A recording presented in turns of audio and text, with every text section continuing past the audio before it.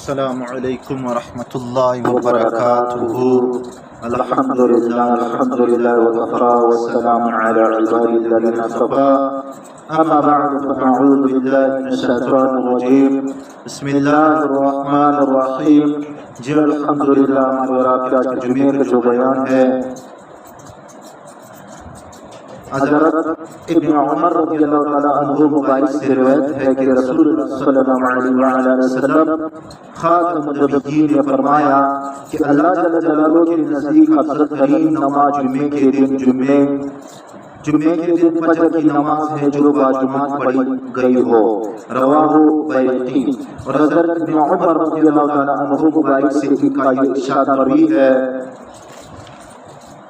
ہمارے علم کے مطابق اللہ جل جلالہ کے نزدیک کوئی نماز جمعہ کے دن فجر کی نماز کا جماعت سے زیادہ افضل نہیں ہے، رواہ بیہقی۔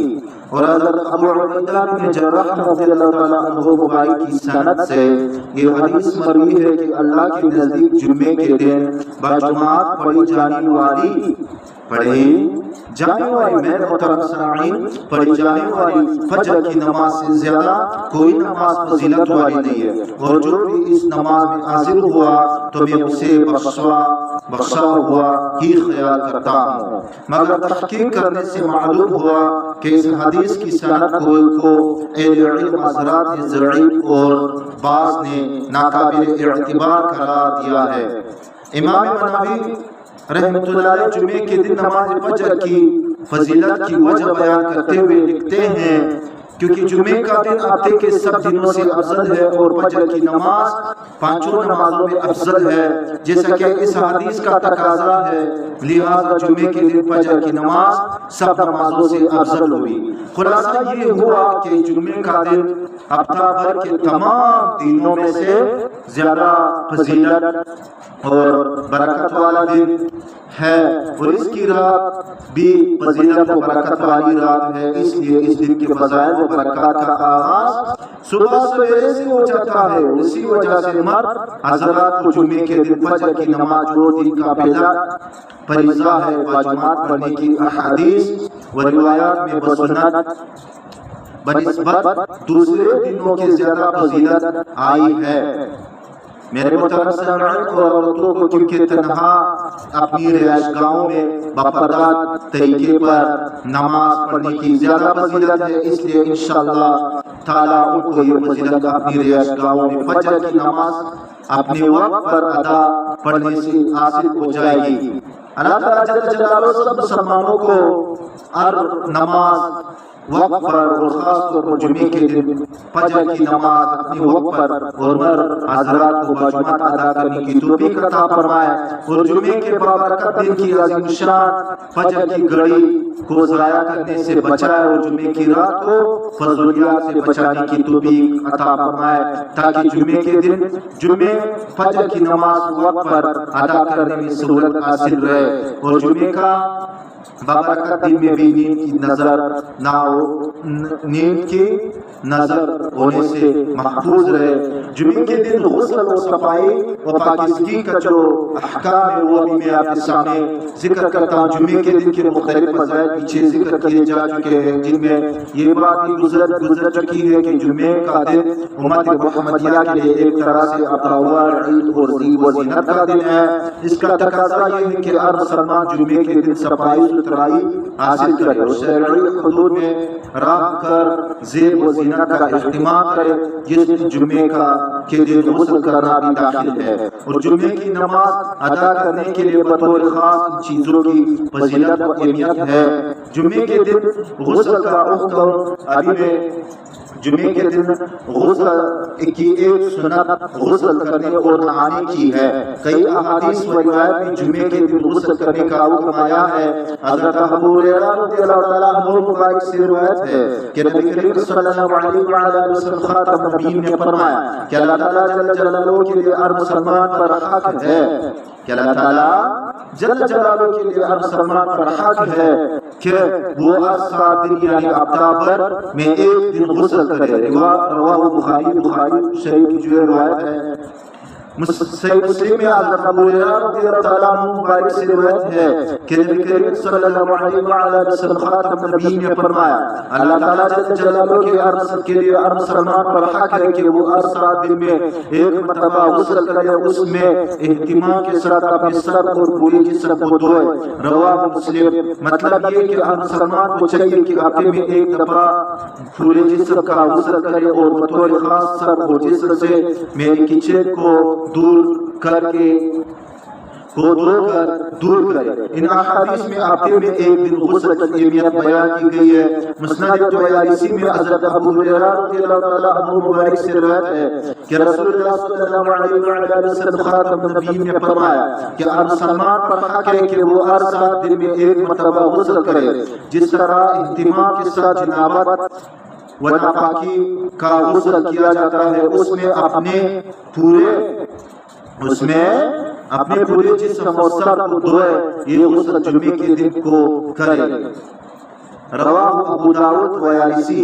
مطلب یہ ہے کہ جمعے کے دن غسل کرنا مسلمان پر حق ہے، جس سے مراد سنت ہونا ہے، اور جسم اور سر کو دھونے کا ذکر اس لیے کہا گیا تاکہ وہ صرف پانی بہانے پر اکتفا نہ کرے بلکہ جسم کے میل کچیل کو دور کرے اور بطور خاص سر کو اچھی طرح سے دھوئے۔ حضرت ابو ہریرہ رضی اللہ تعالیٰ عنہ مبارک سے روایت ہے، ابو ہریرہ رضی اللہ تعالیٰ عنہ مبارک سے دوسری روایت ہے، رسول اللہ صلی اللہ علیہ وآلہ وسلم مبارک نے فرمایا کہ ہر مسلمان پر 7 دن میں ایک مرتبہ ہر جمعے کے دن غسل ہے۔ نسائی و مسند احمد۔ حضرت عبداللہ بن عمر رضی اللہ تعالیٰ عنہ مبارک سے روایت ہے کہ رسول اللہ صلی اللہ علیہ وآلہ وسلم خاتم النبیین نے فرمایا کہ تم میں سے جب کوئی جمعے کے لیے آئے تو اسے چاہیے کہ غسل کرے۔ رواہ بخاری۔ حضرت ابو سعید خدری رضی اللہ تعالیٰ عنہ مبارک سے روایت ہے کہ رسول اللہ صلی اللہ علیہ وآلہ وسلم خاتم النبیین نے فرمایا جمعے کے دن ہر بالغ پر غسل، جمعے کے دن ہر بالغ پر غسل اور مسواک ہے، اور یہ بھی کہ وہ بقدر استطاعت خوشبو لگائے۔ حضرت عبداللہ بن عباس رضی اللہ تعالیٰ عنہ مبارک سے روایت ہے کہ رسول اللہ صلی اللہ علیہ وآلہ وسلم خاتم النبیین نے فرمایا کہ جمعے کا دن اللہ جل جلالہ نے مسلمانوں کے لیے عید کا دن بنایا ہے، بس جو شخص جمعے کے لیے آئے تو اسے چاہیے کہ غسل کر لے، اور اگر خوشبو ہو تو وہ بھی لگائے، اور تم مسواک بھی ضرور کرو۔ رواہ ابن ماجہ۔ اس طرح کی حدیث حضرت ابو ہریرہ رضی اللہ تعالیٰ عنہ مبارک کی سند سے بھی مروی ہے۔ ملحوظ ہے کہ بعض احادیث میں جمعے کے دن غسل کرنے کے مختلف فضائل آئے ہیں جن کی اسناد پر محدثین نے کلام کیا ہے۔ البتہ جمعے کے دن غسل کرنے کے ساتھ ساتھ بعض دوسرے اعمال کو اختیار کرنے کی عظیم فضیلت صحیح احادیث میں آئی ہے، جیسا کہ آگے آتا ہے۔ حضرت اوس بن اوس رضی اللہ تعالیٰ عنہ مبارک سے روایت ہے کہ رسول اللہ صلی اللہ علیہ وآلہ وسلم خاتم النبیین نے فرمایا جو شخص جمعے کے دن نہائے وہ نہا لے، وہ سویرے سے جمعے کے لیے آ جائے تاکہ شروع سے خطبہ پڑھے اور امام کے قریب بیٹھے اور خطبہ سنے۔ اگر آواز آ رہی ہو اور خاموش رہے، اور اگر آواز نہ آ رہی ہو تو اس کے ارکعت کے بدلے دن میں 1 سال کے روزوں کا اور رات میں 1 سال عبادت کرنے کا اجر و ثواب لکھا جائے گا۔ رواہ ترمذی۔ اس حدیث مبارکہ میں بعض علم حضرات نے نہا لینے سے مراد یہ ہے کہ جمعہ کو اپنی بیوی سے صحبت کرے،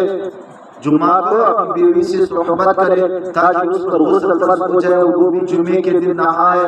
اس لحاظ سے جمعے یا شب جمعے میں اپنی بیوی سے صحبت کی 1 گنا فضیلت ثابت ہوتی ہے۔ جبکہ بعض محترم سامعین، جبکہ بعض حضرات نے اس کا مطلب یہ بیان فرمایا کہ جمعے کو خوب اچھی طرح دھوئے، اور حضرات جسم کو خوب اچھی طرح دھوئے۔ حضرت ابو ہریرہ رضی اللہ تعالیٰ عنہ مبارک کی ایک حدیث سے جمعے کے دن بیوی کو غسل کرانے کی مراد ہونے کی تعریف ہوتی ہے، مگر اس حدیث کی سند میں کلام پایا جاتا ہے۔ حضرت ابو ہریرہ رضی اللہ تعالیٰ عنہ مبارک سے دوسری روایت ہے کہ مجھے ابو قاسم صلی اللہ علیہ وسلم خاتم النبیین تین چیزوں کی وصیت فرمائی کہ میں انہیں کبھی نہ چھوڑوں، ایک تو جمعے کے دن غسل کرنے کی، دوسرے 8 مہینے 3 روزے رکھنے کی، اور تیسرے سونے سے پہلے وتر پڑھنے کی۔ مسند احمد کی روایت ہے، وصیت فرمانے کا مطلب تاکیدی حکم ہے کہ یہ اعمال اتنی فضیلت اور اہمیت کے حامل ہے کہ اگر کوئی عذر نہ ہو تو ان کو چھوڑنا نہیں چاہیے۔ ایک حدیث میں رسول اللہ صلی اللہ علیہ وسلم خاتم النبی کا جمعے کے دن اکثر غسل کرنا اور بعض اوقات غسل کا ترک کر دینا مروی ہے، جس کی سند پر محدثین نے کلا کیا ہے۔ حضرت ابو عبداللہ بن مسعود رضی اللہ تعالیٰ عنہ مبارک حضرت عبداللہ بن عباس رضی اللہ تعالیٰ عنہما سے جمعے کے دن غسل کا مسنون ہونا مقبول ہے، وتابعی ابراہیم نخعی سے جمعے کے دن غسل کا مستحب ہونا مروی ہے۔ حضرت ابو ہریرہ رضی اللہ تعالیٰ عنہ مبارک سے روایت ہے، حضرت عمر رضی اللہ تعالیٰ عنہ مبارک جمعے کے دن خطبہ دے رہے تھے کہ ایک آدمی مسجد میں داخل ہوا تو حضرت عمر بن خطاب رضی اللہ تعالیٰ عنہ مبارک نے فرمایا کہ تم جمعے کی نماز سے کیوں روکے رہے، یعنی دیر سے کیوں آئے ہو؟ تو اس آدمی نے عرض کیا کہ میں نے تو آذان سنتے ہی وضو کیا اور پھر حاضر ہو گیا۔ تو حضرت عمر رضی اللہ تعالیٰ عنہ مبارک نے فرمایا کہ کیا تم نے نبی کریم صلی اللہ علیہ وسلم خاتم النبیین سے نہیں سنا کہ جب تم میں سے کوئی جمعے کی طرف آئے تو اسے چاہیے کہ غسل کرے؟ مطلب یہ ہے کہ جب تک کوئی عذر نہ ہو تو جمعے کے دن غسل کو ترک نہ کرے۔ حضرت ابو سعید خدری رضی اللہ تعالیٰ عنہ مبارک سے روایت ہے کہ نبی کریم صلی اللہ علیہ وسلم خاتم النبیین نے فرمایا جمعے کے دن غسل کرنا ہر بالغ پر فرض واجب ہے۔ بخاری و مسلم۔ حضرت ابن عباس رضی اللہ تعالیٰ عنہ مبارک سے روایت ہے کہ ایک شخص نے جمعے کے دن جمعے کے بارے میں سوال کیا، جمعے کے دن کے غسل کے بارے میں سوال کیا کہ کیا یہ واجب ہے؟ انہوں نے جواب دیا کہ نہیں، بلکہ جو چاہے غسل کر لے۔ اور ابھی میں تمہیں غسل کی ابتدا کے بارے میں بتلا دیتا ہوں۔ لوگ حاجت مند تھے اور آؤں کا لباس پہنتے تھے اور اپنی پشت پر مشیزوں کے ذریعے کھجوروں کے باغات میں پانی لگاتے تھے۔ نبی صلی اللہ علیہ وسلم خاتم النبیین کی مسجد تھا اور نیچی چھت والی تھی، بس لوگ اسی اونی لباس میں جمعے کی نماز کے لیے چلے آتے تو انہیں پسینہ آ جاتا، جا کے نبی کریم صلی اللہ علیہ وسلم خاتم النبیین کا منبر چھوٹا تھا جس کے 3 درجے تھے، تو جب لوگوں کو اونی لباس میں پسینہ آیا تو اون کی مہک اٹھی جس سے بعض لوگوں کو بعض لوگوں سے تکلیف ہوئی، یہاں تک کہ رسول اللہ صلی اللہ علیہ وسلم خاتم النبیین کو منبر پر پسینے کی بو پہنچ گئی۔ اس پر رسول اللہ صلی اللہ علیہ وسلم خاتم النبیین نے فرمایا کہ اے لوگوں، جب تم نماز جمعے کے لیے آؤ تو غسل کر لیا کرو، اور تم میں سے جس کے پاس خوشبو ہو تو کوئی اچھی خوشبو جو اس کو میسر ہو لگا لیا کرے۔ مسند احمد۔ خلاصہ یہ کہ اکثر حضرات کے نزدیک جمعے کے دن عام حالات میں غسل کرنا سنت عمل ہے، اور اگر کوئی شخص غسل نہ کرے بلکہ وضو کر کے جمعے کی نماز ادا کرے تب بھی کوئی گناہ کی بات نہیں، جس کا ایک حدیث آخری حدیث میں ذکر آیا ہے۔ حضرت سمرہ بن جندب رضی اللہ تعالیٰ عنہ مبارک سے روایت ہے کہ رسول اللہ صلی اللہ علیہ وسلم خاتم النبیین نے فرمایا کہ جس نے جمعے کے دن وضو کیا تو یہ بہت اچھی بات ہے، اور جس نے غسل کیا تو یہ زیادہ فضیلت والی بات ہے۔ ترمذی شریف۔ مطلب یہ کہ جمعے کے دن اگرچہ وضو کرنا بھی کافی ہو جاتا ہے لیکن غسل کرنا زیادہ فضیلت کا باعث ہوتا ہے۔ بعض اور احادیث میں بھی جمعے کے دن وضو پر اتفاق کرنے کا ذکر آیا ہے۔ ایک تو جمعے کے دن غسل کرنا سنت ہے، اس لیے سنت کی پیروی کی سنت سے غسل کرنا چاہیے۔ اس کے ساتھ اگر غسل کرنے میں یہ بھی نیت کرنی جائے کہ مجھ سے دوسرے مسلمان کو تکلیف نہ ہو تو اس سے انشاءاللہ تعالی الرحمن مسلمان کو راحت پہنچانے کا ثواب بھی حاصل ہو جائے گا۔ یہ الحمدللہ ہمارے اور کے آج کا جو موضوع تھا وہ اختتام پذیری پہ پہنچ گیا ہے۔ واخر جی سنت پڑھ لے، واخر دعوانا ان الحمدللہ رب العالمین۔